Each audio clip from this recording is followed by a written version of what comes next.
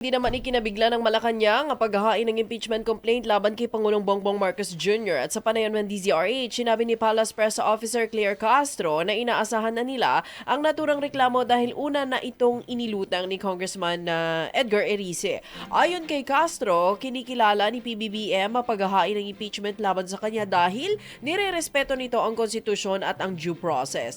Malugod din anyang tatanggapin ng Pangulo kung ano man ang magiging takbo nito. Nang hingi naman ng reaksyon tungkol sa banat ni Erice na kaduda-duda ang inihaing impeachment complaint laban sa Pangulo at posibleng paglabas lamang o palabas lamang ito para magkaroon ng one-year bar rule, sinabi ni Castro na marami pang mga isyu ang dapat pagtuunan ng pansin. Inaasahan to dahil naman iningay na ito ni Congressman Erice.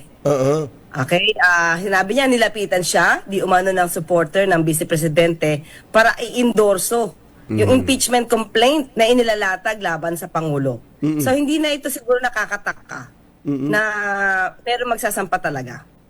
Pero ayon naman sa Pangulo, even before, siya ay kumikilala ng konstitusyon, ginagalang niya ang due process, ginagalang niya ang proseso. So kung ano ang magaganap, ito naman itatanggapin ng Pangulo.